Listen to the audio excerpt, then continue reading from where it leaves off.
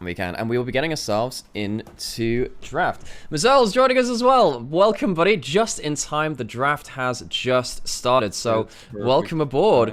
As we get ourselves into the first draft of EDG versus WE, we're talking about that Tristana being really, really important. It's locked up for EDG very quickly.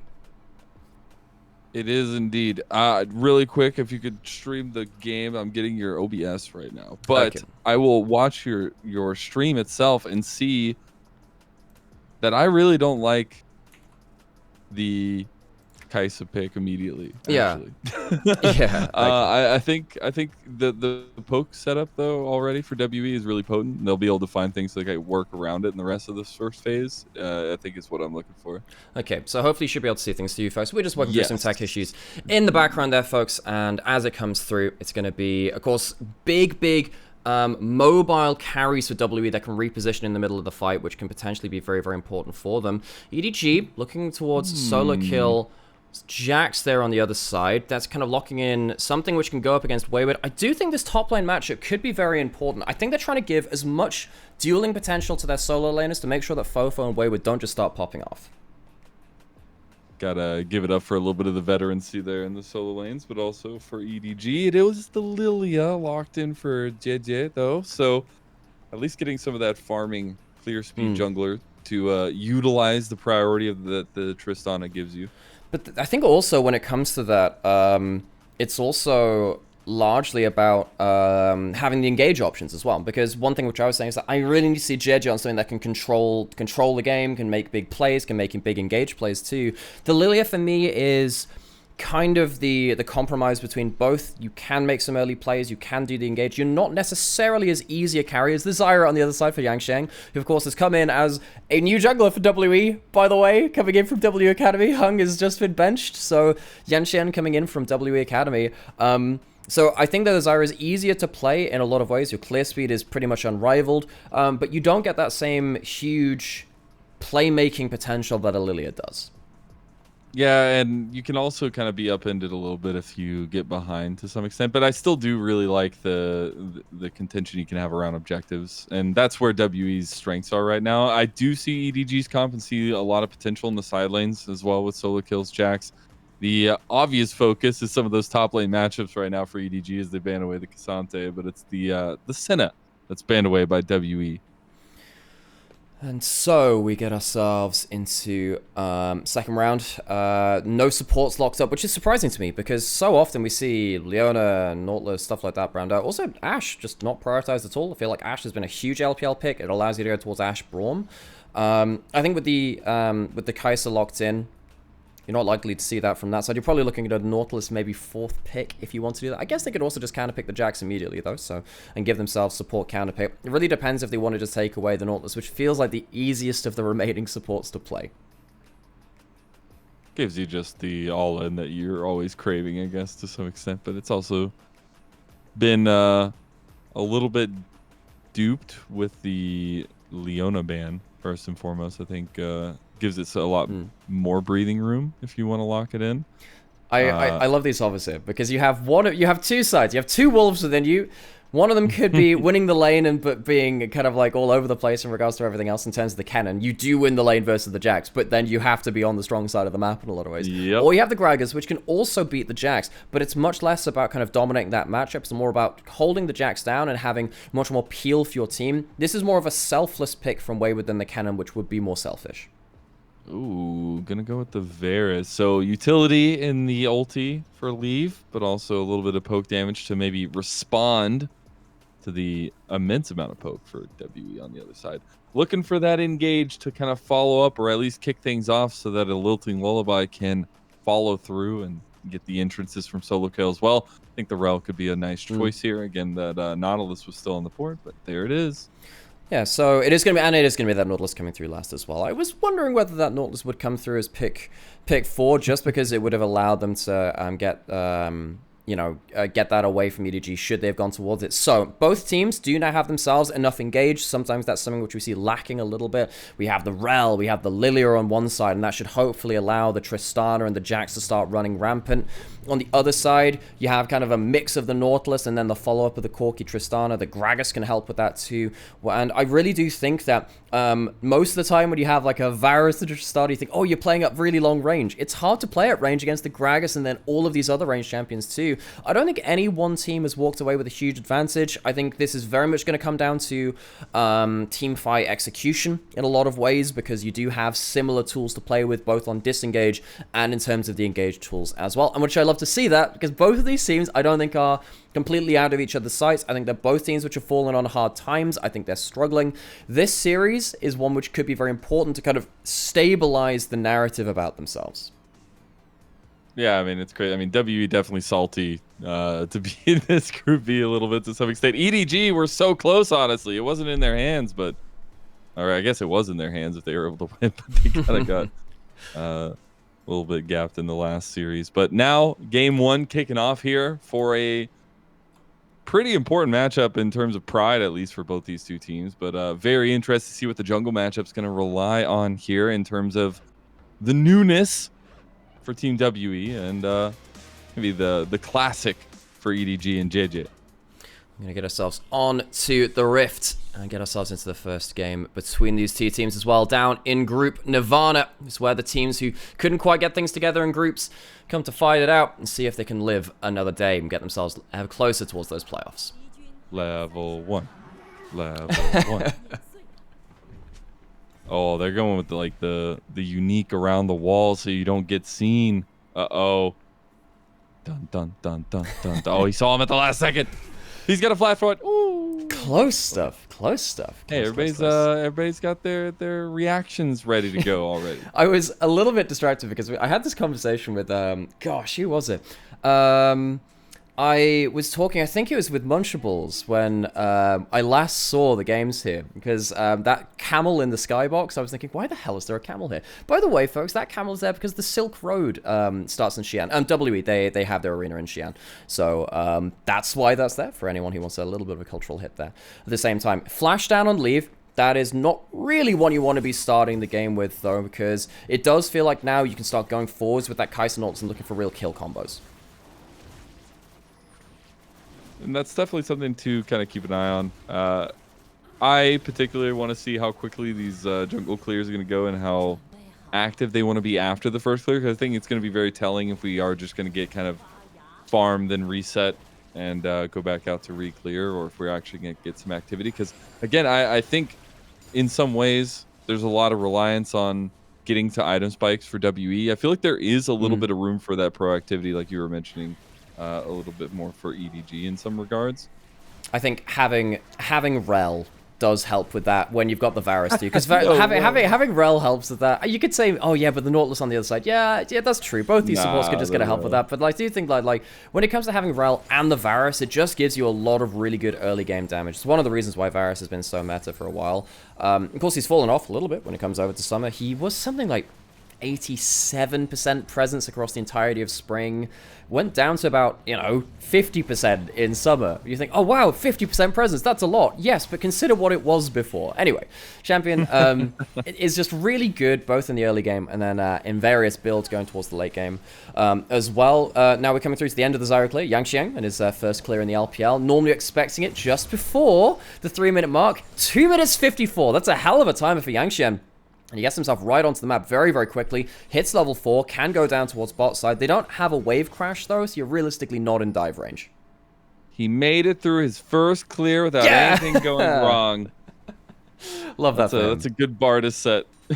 And honestly, we're working our way up for WE. Again, it's been a little bit of question mark for sure, but really interested to see what he brings to the table here on Zyro. They're going to find... Oh, I thought he was going to commit for the gank onto Cryin. Not going to do it. On the other side, though, was JJ. trying to get some vision down. Yeah, Cryan had jump. He was close to JJ, and also Yangxian was also spot on bot side in that tri-brush. I think that, you know what, that's a little bit ballsy from Cryan, just because you know he's somewhere in that bot side fog of war. You just don't know exactly where. He's now gone towards bot side, and he's going straight in and misses the route. Ooh, tries to go for the flash play, doesn't get it. The dredge line does connect afterwards, though. Not able to get that combo in his first attempted gank there. Tries to, one of the changes coming through for Zyra in the last year or so was there was a change where you can E cancel with the flash. So you can do the E, then you can flash forwards to kind of like make it harder to react to. He tries to do that there, just can't quite get it, splits the goalposts, and can't quite get himself that big CC. And now you've used your flash. Oh, there's that Rel getting the priority engage, and here comes JJ to make it all good. Gets first blood for EDG as well, and they can chase this down with that hail of arrows. Gonna get the flash out of Abel. So it's an overcommit from WE in the bot side. They try and hard force towards that lane multiple times. Jiangxian holding himself really close towards that bot lane. Can't make the play happen. They use the flashes. They come back to haunt them. EDG get themselves onto the board. Kill goes over to JJ. And what did we say about this matchup? Well, even if there are individual player matchups for WE, maybe in the solo lanes, maybe in the AD carry role as well, JJ is really, really good. Him getting a first kill and getting active early is a great sign for EDG and what they need as a team. Yeah, I mean, EDG have been on a soul-searching journey, it feels like, since they've changed out a ton of their compositional strengths in terms of players, but JJ has been the constant, even after taking a little bit of time off in spring, and he has been a lot of the reason why they've had a little bit of success here in summer. I think that's completely true. JJ is a player which I think has done so much work. Even on the EDG Doom squad, it did feel like it was just him against the world. You know what, Ala was okay too. He had some good games. But it really did feel like JJ needed this in a lot of ways. He has had a really good summer. I do think that the team has still largely very much struggled. It has been a difficult year for them. Cryan going forwards, but you're level down! Oh my god, Cryan! Oh! He's actually alive. He's going to make it away with a little bit of healing on the back end of it with the level up, too. Yeah, that's lucky, though. Fofo was level 6. Cryan jumps in, and what we were saying is that, yeah, JJ, really, really good. Fantastic for his team. They have had some issues elsewhere. Cryan, for me, has not been that stable. So WE getting themselves something out of that mid lane matchup, getting the flash away from Cryan and Fofo, getting himself a lead there. Wayward also getting a slim advantage at topside. That's something which they will want to play through later on. It'll be harder to play towards it when they don't have the grubs. Typically when you have a winning solo lane matchup, you want to chuck them into a side lane, take turret plates, get gold through that way. Yeah. They've given them up, but at least they've taken the dragon. It's honestly one of the only times I feel like we've seen trades here recently in those objectives on times. Usually we were either getting fights over one or taken early or late, I guess, in other instances here recently. We get another visit down in bot side. Ah, yes, the ganking power of the Zyra. We see it in full force. I mean, yeah, full force, the force of nothing. Yeah. Or maybe force multiplied by 0. Yeah, 0 multiplied by anything is still, in fact, 0. See, I know math. Yeah. You see me? Look at that. Hang on, I'm trying to think if that's technically the case. So there is one weird exception. 0 to the power of 0 is 1. That's the one thing which gets weird with it. But anyway, that's math's weirdness. All the same, Fofo is really, really strong. He's got himself tabbies first off, which I think is really important, because if he goes up against the Jax or the Tristana in the next few minutes of play, normally we see around about minute 12 or so solo lanes going out to a side lane. It can happen a little earlier, but if Fofo gets himself to a point where he can just walk up against the Tristana and Jax, just rocks up to their lane and starts winning that matchup, I think that's a big point of concern for EDG, and it's something which Fofo has done really well in the past too. And it's not like this is not a matchup we see all the time. And getting a pretty big lead like this is not... What do you make of this new matchup typical? Of Corki versus Tristana in the mid lane?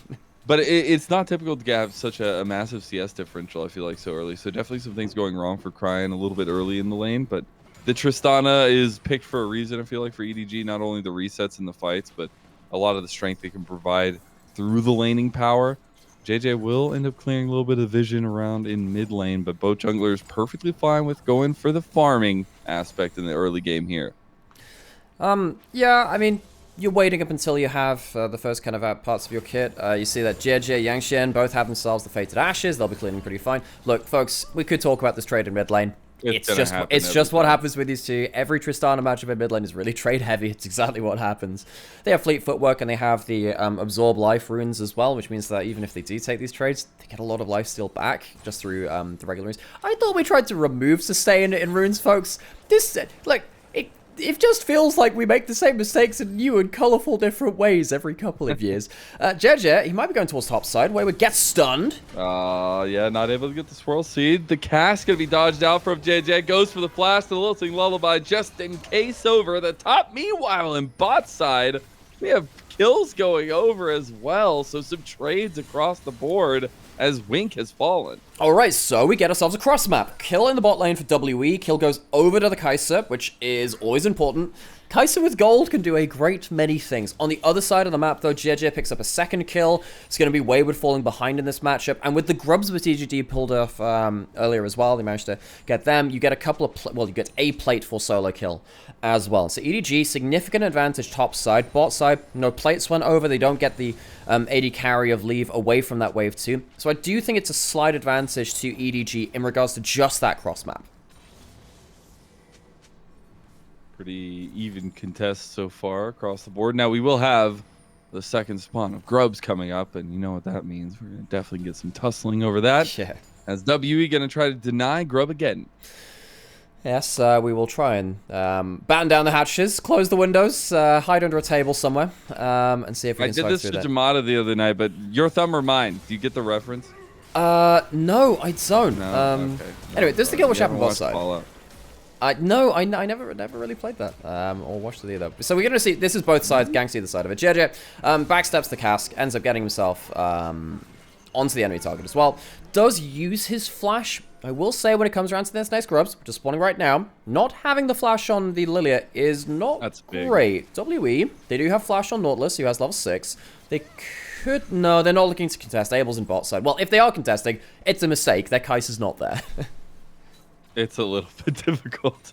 Your poke composition, missing one of the poke cannons, makes it a little bit harder to execute there. Also, the item completion for JJ makes it a little easier to have some presence around there. They will end up getting Grubageddon, and now they're going to try to crash straight into the top side where Wayward is patiently waiting for the wave to crash so he can try to thin it a little bit more. Oof, the swell seed hits. There is no lilting lullaby right now, but just the damage is nasty. He has himself an ult, but he gets hit. Oh, it's the cask.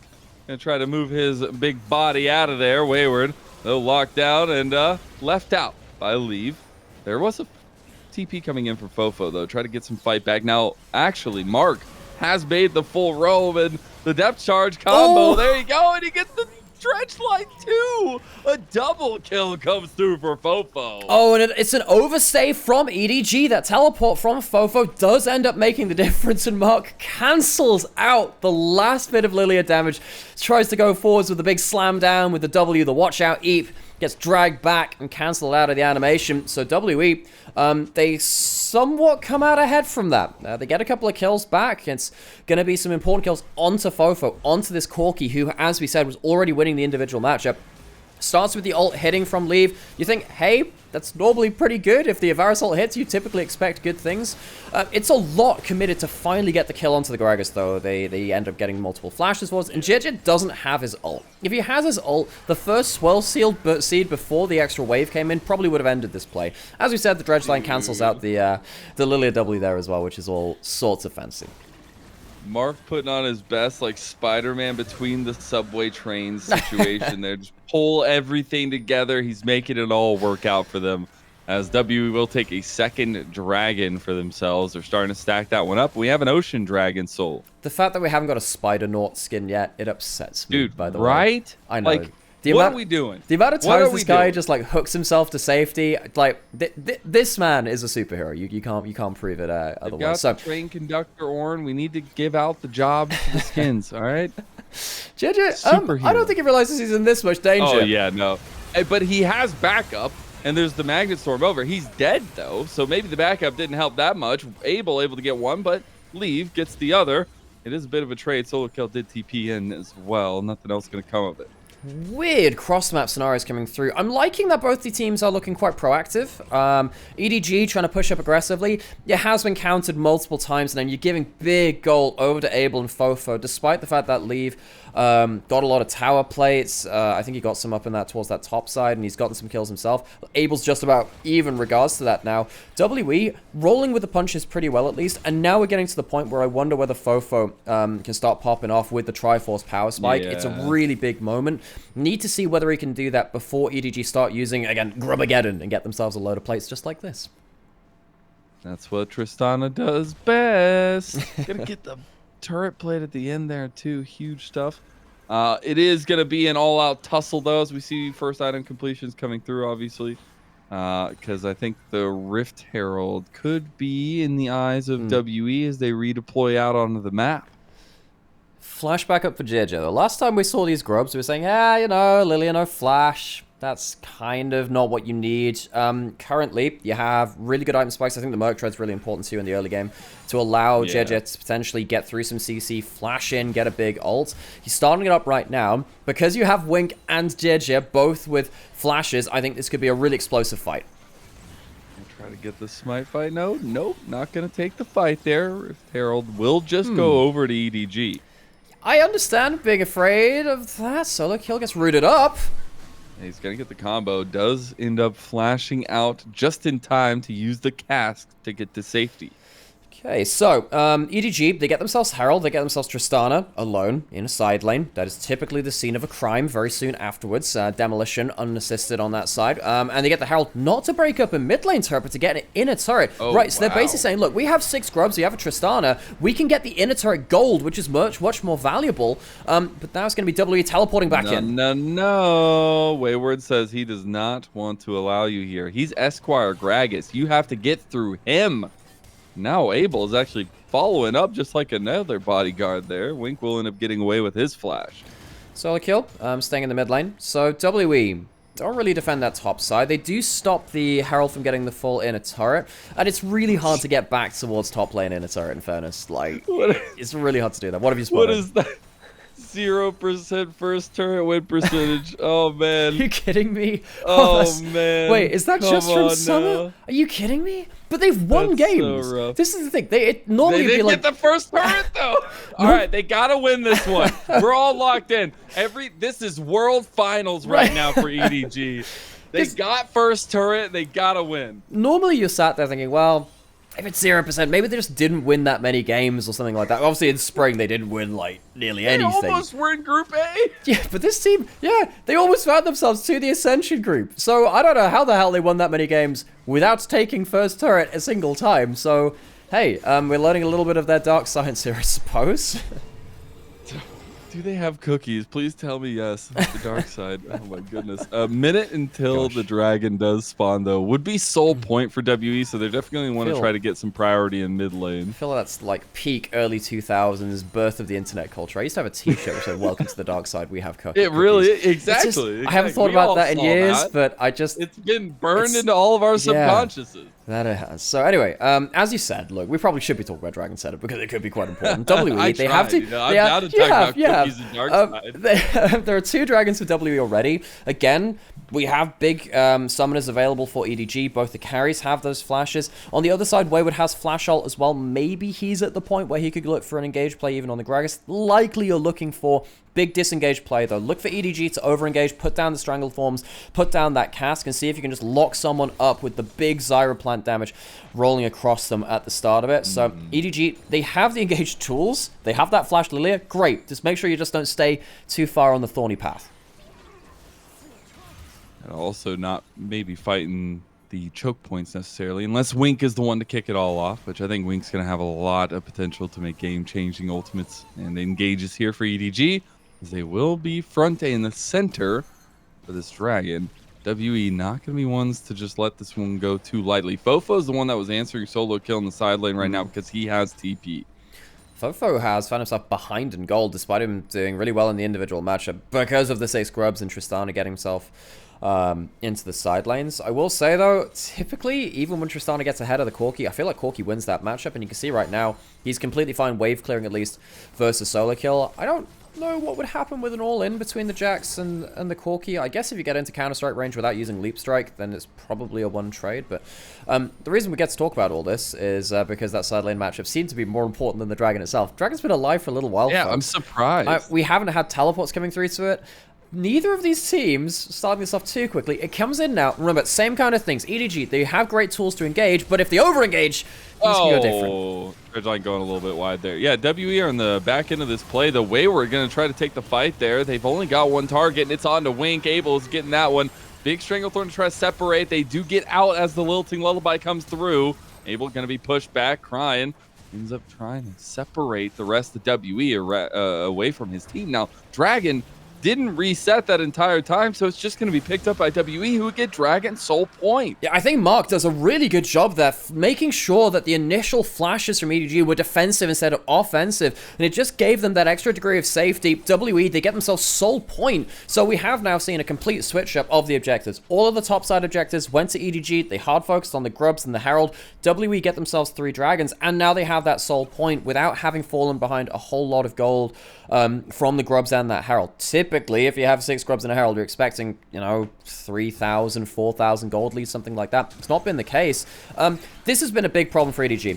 Leave has been out of position in crucial moments continually. He's on hit Varus. He can't get himself poke over the wall. After that flash is blown, he is completely out of position for the team fight. EDG are playing without an AD carry because Leave walks up way too close to Fog of War, gets his flash blown, and he can't contribute to the team fight otherwise. This has been a continual issue now.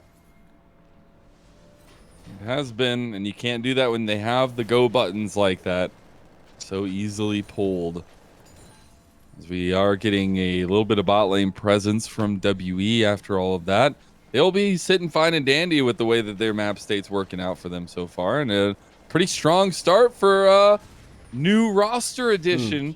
Honestly, it's been really cool to see WE still form themselves in the way we saw them in the group stage, or at least the placement stages. Yeah, when you're against JJ, if you are kind of like doing fine as a new jungler coming in and like you don't think much about the enemy jungler, that's typically a good thing. Yangshan's just been sat here just chilling.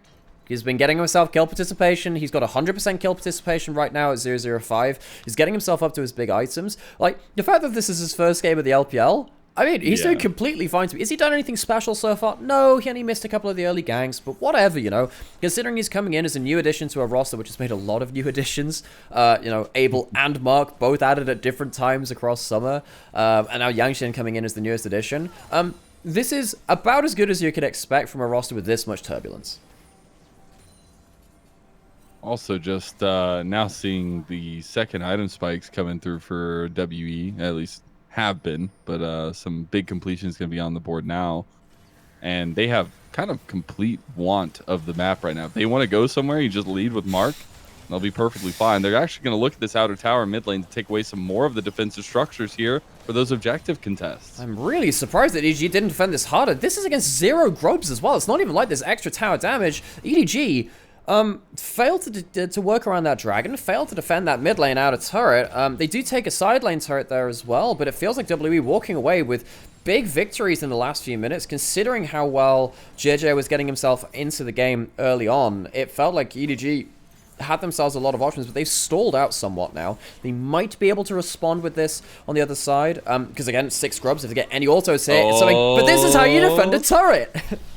Big Wayward coming to make the play is going to miss literally everything as he comes in. But did it matter? No, because Fofo's able to help clean him up. He does get cleaned up himself, but WE are going to get the trade in the end. So, EDG, they overpush in mid lane, get teleported on. Huge damage in bot side from the 6 Grubs of the Jax, but WE still walk away defending the mid lane outer turret. They end up getting a kill onto Leave as well, who is once again kind of caught out in the lurch. That one's not really his fault if you're flank teleported on. It just kind of sucks to be you. A lot of the time it was a flashless immobile AD carry. And we can see that EDG really trying to play around the side lanes, but now even solo kills overstayed. Solo kill, no! He fell for the bait.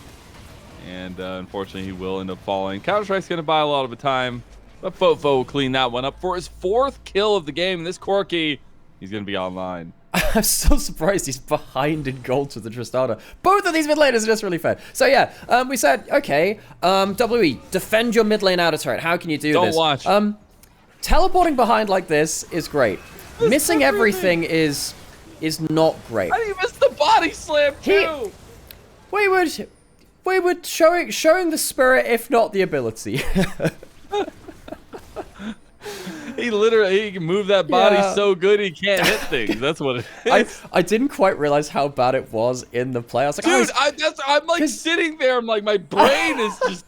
Because I was sat there like, because the thing is, like, put it this way, most of the time I prefer the right play played badly, because the right play is teleport flank there, stop EDG hitting the turret. That's the right thing to do. Yeah, missing everything like that makes it seem a lot worse though. All the same, WE, they do keep the tower alive. Dragon is now alive, and because they defended that mid lane out of turret, it makes it so much easier to push up in mid lane like this, control the vision, and we'll look towards it. It's if they get the Ocean Soul at this kind of timestamp this early into the game, it could change everything. Oh, it's gone. I mean, they're just burning it. Absolutely. Maybe an arrow. Is it going to be enough? Oh, that was so close. Engage goes a little bit wide from Mark, though, so not going to follow it up anymore. They get what they came for, though, and maybe they can even continue furthering that conversational question and ask them about Baron.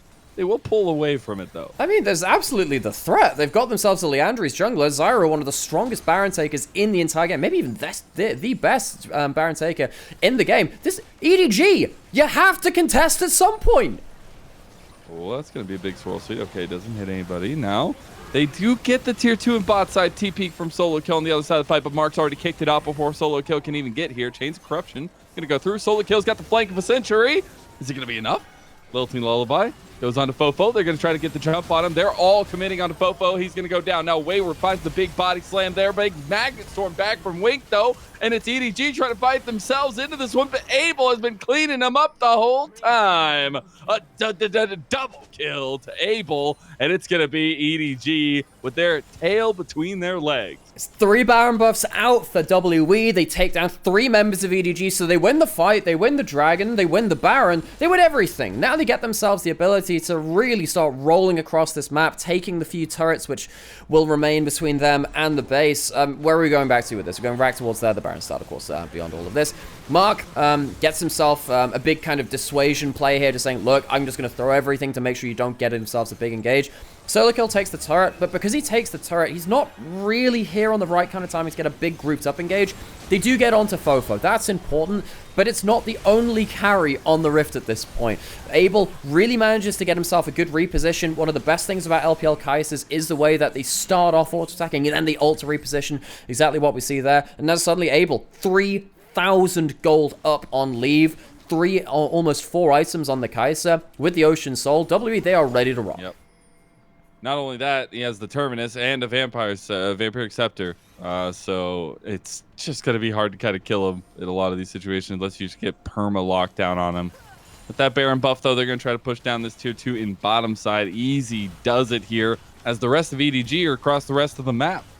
I mean, Solo Kill's just trying to use the 6 grubs to get something in topside. Yeah, you don't have the best wave clear right now. They can try their best, but it does feel like WE, they are just trying to lose as little as possible in the base and trying to trade somewhere else. And what a massive effort from Fofo and able to make Yang Xiang's first series here. A little bit of a doozy for them in a good way. Now, this siege is difficult for EDG to fight against. Oh my goodness. Mark just said, let's go. They're going to TP in, try to take this first turret here. They're working on the Nexus turrets right now, and Big Stranglethorn going to push them away from it. And Solo Kill's going to go golden, but might just die right out. And they're going to go for the Nexus. This is a hell of a finish. WE 27-15 into the game. And they already take a 1-0 lead on this best of 3. WE, they make a roster swap, bring in their Academy jungler of Yang Xiang, and somehow things just really start popping very, very early into it. WE, that was a really good